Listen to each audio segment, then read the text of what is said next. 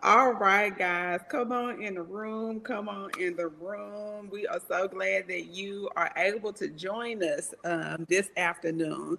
So, this conversation tonight is part of the Pinnacle of Purpose Counseling and Consulting.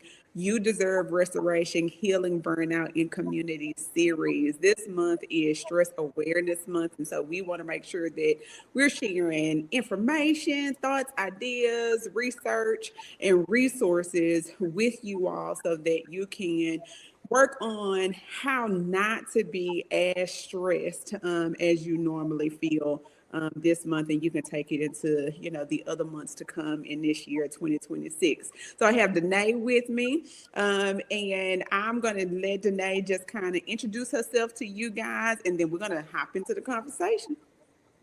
Hello, everyone. My name is Danae Bryan. I'm a counselor here with Pinnacle of Purpose, dealing with anything from grief, trauma, but I try to come from a faith-based angle. And so that's the foundation of the sessions I have with my clients. Okay. So I'm just going to start asking my 1001 questions, Danae, and you share with me your thoughts and what you've been able to find. How can someone be spiritually consistent, praying, showing up in faith, going to church every Sunday, but still feel completely exhausted? It's very common to feel that exhaustion after doing that. Um,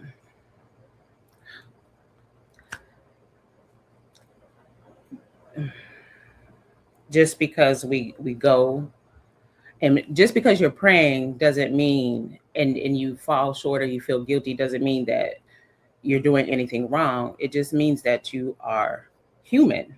Mm-hmm. So when you pray and you're doing everything and you still feel like burnout, or it shows up as burnout or exhaustion, and it's just fatigue of the world. Mm-hmm. Mm-hmm. Yeah. I like that. You mentioned burnout. Do you feel like it's often mistaken for a lack of faith, or is there a difference in just feeling the weight of the world and you actually being burnt out? I think it shows up as burnout. Mm-hmm. It can show up as burnout. Yeah. But I really think it's more just the weight of the world, or the weight of the situation that they're dealing with Mm-hmm. during times in the period. It just can all seem so overwhelming because Mm-hmm. it may seem as if it's all coming at the same time. Yeah. And so you're praying and you're being faithful, you're going to church, you're reading your scripture, and it just seems like nothing can go right, or that there is a valley at each turn. And so it can show out as like, I'm done with this, or I can't do. That's where that burnout is like, I've done all I can in here, and I Yeah. just can't, and you just Yeah. exhausted. Which is very real right now in this current climate that we're living in. It's almost like at every turn, when you turn on the television, gas prices are going up, funding is being cut in one area or another. People are losing their insurance, Mhm. their healthcare insurance. So it's real. Mhm. And also, everyone else in faith-based spaces are experiencing it, but it seems like there's some guilt around feeling that. So talk to us about what makes it so shameful to feel tired, to feel exhausted in faith-based spaces. What is that about? Because people think that just because you're spiritual, you believe in God, that everything is supposed to be all fine and dandy, that we're not supposed to go through valleys. But that's actually not what the Bible tells us. The Bible tells us that we will go through valleys, we will have hard times. And so we bring shame on ourselves because we want to present God in the best light, but Yeah. we're suffering and we're struggling. Mhm. But all we have to do is just remember scripture and quote scripture. It doesn't say that we won't have valleys. It just Mhm. tells us that he will go through the valleys with us and he will get us through that. And so we just need to remember that when we feel shameful, or Yeah. when we feel like, because that's society looking at us like oh, you believe in God and you're supposed to have it all together. Well, no, that's not what it tells us. That's not what the Mm-hmm. Bible tells us. Yeah, that's good. Referring back to scripture and what scripture says about valley seasons and how to get through those valley seasons.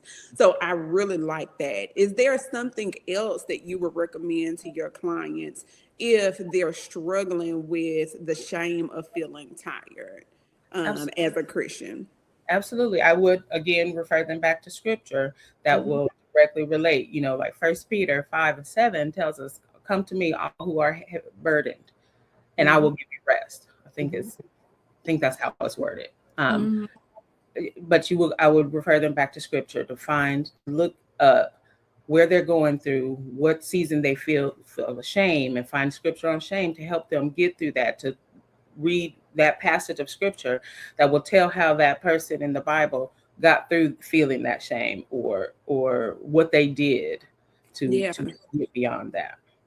That's good. And I like that scripture because rest means something different for all of us. So when Mhm. we are healing burnout and Mhm. if we were to go to that scripture specifically, also a conversation about, okay, in this season of your life, like what does rest mean for you? It could be, I need to go and get my nails done. I keep looking at these nubs and I just want to go and relax and get my nails done. Mhm. It could be something else. I just want to read a good book, Mhm. or I just want quiet. So also what I'm hearing you say is working with your clients, once you send them back to scripture, when it says rest, okay, talk to me about what rest means for you right now in this season. Mhm.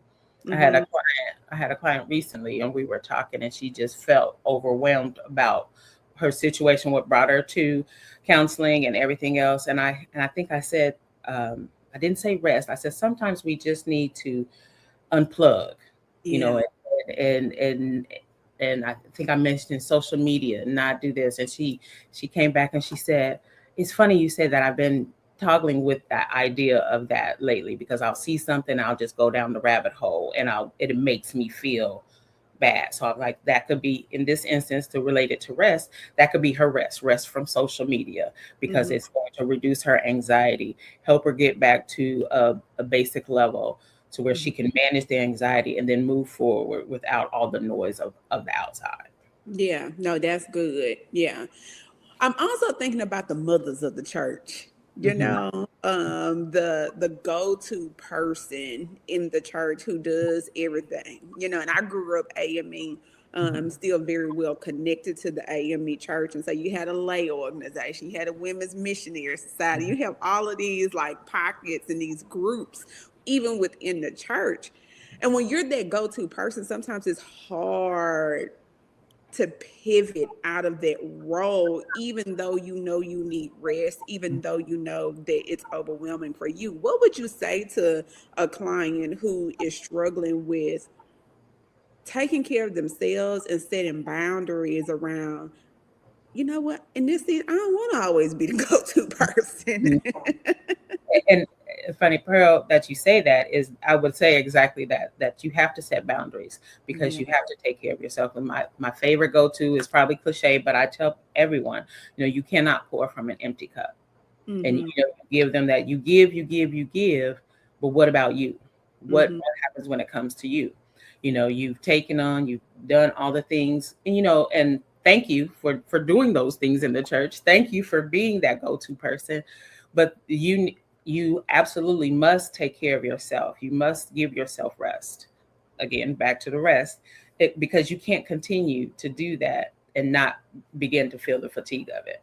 Mm-hmm, mm-hmm. And then working through, as you was talking, I'm thinking working through with your client on like how to say no. I always tell my clients one of the barriers to saying no is sometimes we just don't know how to do it because we've never done it before. We don't know what it sounds like, And my no, based on my personality, is going to be different from how your no sounds, Danae, because we just have different personalities. And so when you're prepared for your no. Like you Mhm. practice that thing, You know exactly what you're going to say, you know, your body language when it comes up, you're more likely to lean into that moment. So just hearing you talk, making sure that when you're getting ready to set that boundary, you know exactly what it sounds like for you. Right. And to how I help them also to be able to prepare to say that no and set those boundaries is I explain to them or tell them boundaries only upset people who are looking to benefit from you. Yeah, that's good. I always tell them that. And so when they think of it that way, it Yeah. absolutely is easier for them to set that boundary and say, no, Mm-hmm. I don't want to do that today, or I'm not going to do that, whatever the case may be. You I'm know, going home. uh Not huh. cleaning the kitchen today. Yes. When I tell them that, I said that's the only person that's going to be upset about that boundary is someone who's looking to manipulate or who has benefited from you not saying no before. And so when they see it when they hear it like that, they're like, Yeah. oh, Oh. Mm-hmm. Mm-hmm. yes. Yeah. And then they're presented with that situation and they think back, they come back and they say, I said I can't do that. I can't do it right now, but if you come back to me a little later, I'll try to help you. Yeah. Yeah. And Mm-hmm. everybody was okay. Mm-hmm. And the world didn't fall apart. Didn't fall apart. And the eyebrows may have went up just a little bit, but Mm-hmm. next Sunday they gave you a hug, Yes. right? You was welcomed back into the choir. Like, things are not going to fall apart because you are choosing to show up differently. And what I'm hearing you say tonight, if they do, you Mm-hmm. really have to wonder, is that the space for you? For you, absolutely, Yeah, absolutely. yeah, yeah. That's good. I like that one. I like that one a lot. What does true rest look like beyond sleeping or taking a break? True rest. Ooh, bro. I'm gonna have to think about that one. True rest behind sleeping and taking a break. Because we always hear people say, go to sleep, Mm-hmm. go walk. We always hear that. Unplug. We hear that one. But for a believer, I'm just wondering, what does true rest look like? True rest. That is something that I don't have an answer for right now, but Yeah, I'm going to have to think on that one because that's a good. I need to. yeah, I honestly I can't answer that right now, but that's a good question. That's an absolute good question. What is yeah. true? I've learned along the way, just as a leader, right? Mm-hmm. Not even thinking about it from a spiritual perspective, but as a leader, I've learned how to delegate, Mm-hmm. Okay. right? Because, and let me say this, it's not just delegating, but it's delegating and also making sure that I trust people with the task that I've given them. Because you can delegate, but if Mm-hmm. you don't trust the person that you've given the task to, then you get anxious. Yeah, we're trying to do it. Yeah, you're gonna be anxious, And worried you about see it. Yeah. exactly. So as a believer, when you think about like all of these roles and um wanting to serve, and you're sitting on different committees, like trusting the people that you're connected to, trusting the congregation, other people in the church, so that you don't have to carry it all on your shoulders all the time. That feels like rest. That sounds like rest because you're able to open that space Mm-hmm. up just a little bit. Mm-hmm. Yeah. I can see how that. Yeah. Yeah. Opening that space up a little bit. Or I know that, and I can't think of the name of it right now. They're really big in the Dallas area. Mm-hmm. And what they do is they're trauma informed. They teach churches how to be trauma informed. Okay. So there's different churches that have like wellness spaces or wellness areas within the church Okay. where you go and you get quiet time in the church, Yeah. in the sanctuary. Um, and so I'm thinking, if more churches had spaces like that for their members, if it would help them to feel more comfortable with resting and boundaries and saying no, Mm-hmm. um, in some of those moments. Mm-hmm. Yeah. That's a great idea. I hadn't heard of that. Yeah, I'm gonna have to get the name of that organization for you tonight. It may be something that you're interested in. Yeah. Okay. What does a healthy, supportive community actually look like when you're burnt out? They respect that you are burnt out, and they try to come to you um, to relieve some of the tasks that you have to allow you to rest. To me, that's what a healthy, supportive community looks like. They do ask questions. What can they do to help you? Oh, Uh, that's good. Hmm. they take on tasks without, or chores, not chores, but um, without you having to tell them, because they see it. They recognize who you are. They know who you are, your everyday self, and they're in tune with. She's not doing well today. See, Hmm. they don't even you don't even have to tell them I'm a little today. They see it and they get up and do it. That's a healthy, supportive system in for me. Yeah. So someone that knows you, they know your rhythm is what I'm hearing you say. And when your rhythm is off, they just lean in and say, son, Mhm. today ain't the day. They don't push you to keep going. Yes, and they don't push you to keep going. They meet you where you are and just kind of figure out how to make your load lighter. Yeah, that's good. How do you remain a good Christian even when you're burnt out? Or a good believer, right? Hmm. Well, I don't know if I believe that burnout directly correlates with your spirituality or faith. I Mm-hmm. feel that Mm-hmm. um, you can still you can be down and out and still be a good Christian, because more likely than not, you're still going to go to church. You're still going to read your scripture.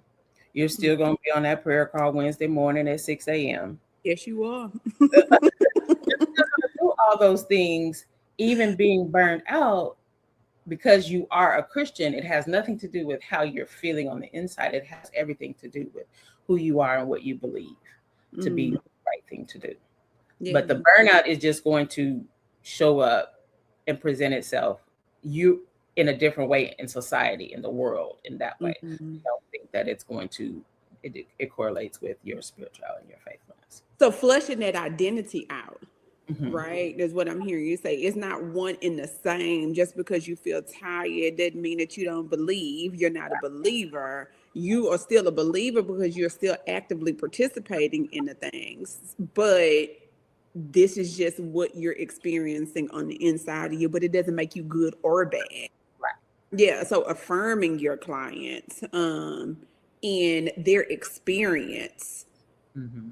because I don't know if a lot of conversations like that are being had in faith spaces. Just affirming your clients in those experiences, and in those valley seasons. Right. Yeah, yeah, and not putting and not allowing people to put more on you than you can handle at that moment. Right. Yeah. Okay. When someone is always used to, I'm going back to the mothers of the church, right? Hmm. They're always used to praying for everyone else, leading the prayer call, Hmm. how do you help them, right? When they are low, because their cup is empty now, Hmm. right? Their cup is empty. So, as a therapist, like, what are some things that you find that helps the strong one? Because that's what we're talking about. The Hmm. strong one, the one that's always praying for everyone, the one that's always going to visit the sick and shut in when they get tired, the strong one. What are some things that you help them to realize or see? That just because they are feeling a little tired, and doesn't mean that they're not still strong. It just means that they're tired, that they need rest. So you would ask them, how can I help you? Hmm. Or how can I pray for you? What do you need me to do? It- Hmm. it- similar to that healthy, supportive community. Just when they are, you see, or they tell you that they're down, what can I do to lighten your load? What can I do to help ease this burden right now for you? Yeah. And I like also just removing the word strong. I I did that one a long time ago. Because there's That's power in language. there is absolutely. Yeah, And so if absolutely. I'm always identifying myself as a strong one, or I'm allowing my clients to always identify themselves as the strong one, that comes with responsibility. Mm-hmm. So Mm-hmm. what else can we, what other, is it an adjective? I'm not the English teacher. What other adjective And we use right, right. can That's you good. use That's to describe yourself? that's a good one. That Yeah.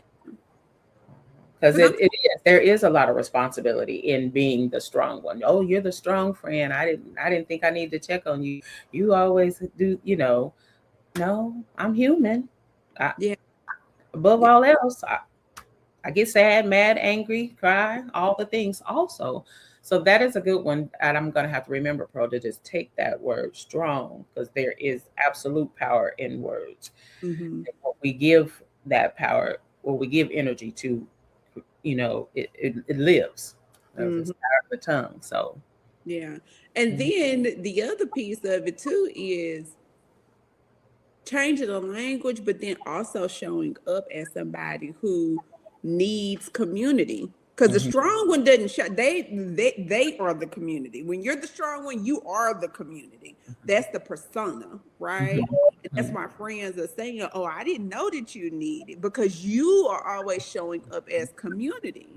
But when we are wanting to pivot from that, maybe we have to say some things out loud, like, I'm overwhelmed right now. I have a lot on my plate. That's that vulnerability piece that we don't like to lean into, mhm, mhm, right? So making sure that you're positioning yourself in a way that people know that you need them to come in and be community for you also, and not always like taking on their role to be like all of the community all by yourself. Girl, you tired, you know? right, right.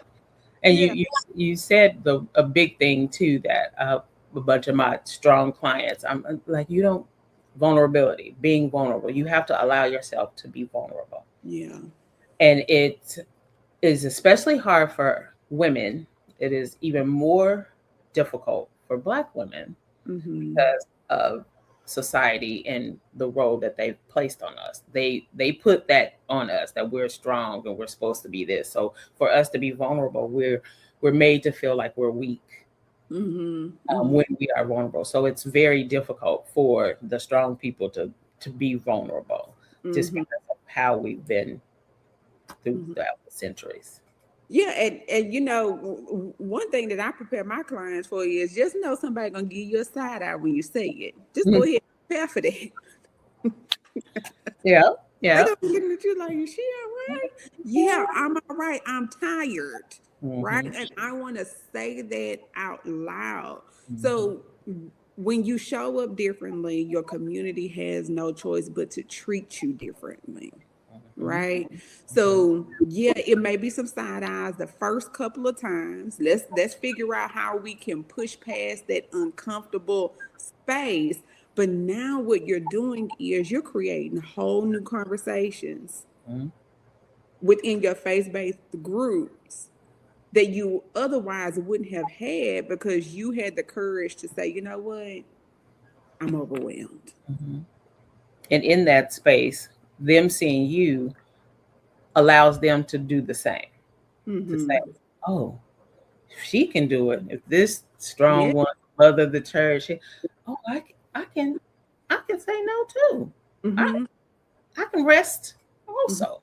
Yeah. Oh, Yeah. mhm, I cannot come to this volunteer event that we have on the third Sunday and come back all the other Sundays in a year, and it's gonna be fine. it's fine. It's Hmm. gonna be all right. That's fine. Yeah, it's gonna be all right. So yeah, creating some normalcy around the balance of it all. Because I'll say that too.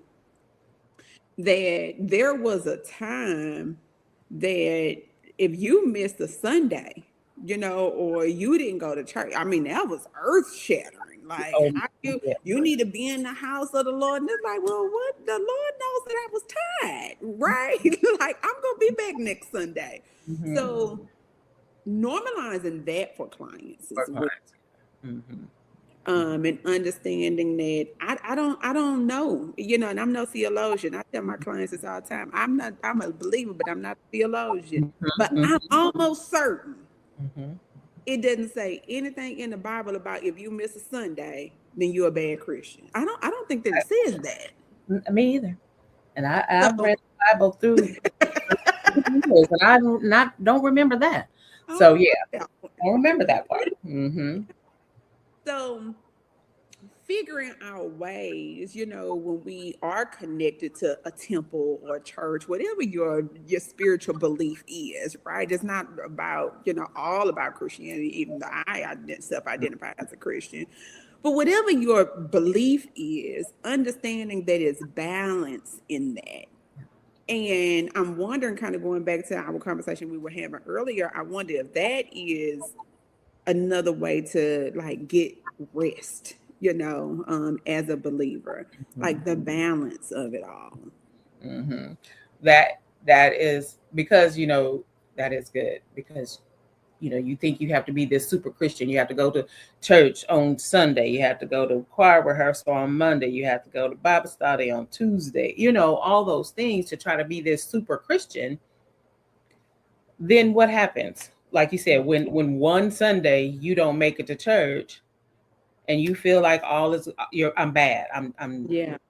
but creating that balance, say, well, I'll go to every other Bible study, Mm-hmm. Mm-hmm. or I'll go to the mass choir rehearsal. I'm not going to go to the women's choir rehearsal. Just like you said, creating that balance will then feel like rest because you're not going. Because 9 times out of 10, you still have a full-time job you have to go to. Most of us, you know, and so you're still trying to do that and then do all those other things, and then if you're a parent, then you have your children. If you're a spouse, you have your spouse. You have all these other things, and you when do you rest? So you have to create that balance in Yeah. order to get that. And then with the clients, I make them feel like that balance is what's going to keep you going, because you can't Yeah. keep because Yeah. then you're gonna get to the burnout, you're gonna get to the exhaustion, you're gonna get to where you might just full out shut down. And physically, you Yeah. know physically, Mm-hmm. it might not just be emotional fatigue, it may be actual physical fatigue to where you may land yourself in the hospital. So creating that balance is absolutely important. Yeah, and I like that too, because this is a comma, it's not a period. I talk to my clients about that all the time. This is just this season. Hmm. Like when we get to the winter months Hmm. and your kids are not playing outside sports, you may have a little bit more time. You may be able to go to mass choir practice and women choir practice and Bible study. You may be able to. So I think when we talk about balance and boundaries and standing firm in it, sometimes because we're black and white thinkers, a lot of us, it's either or, it's all or nothing. And that's just not the truth. It's just what you need in this season of your life, understanding that another season may allow you to do all of those things. Yeah, that's good. Okay.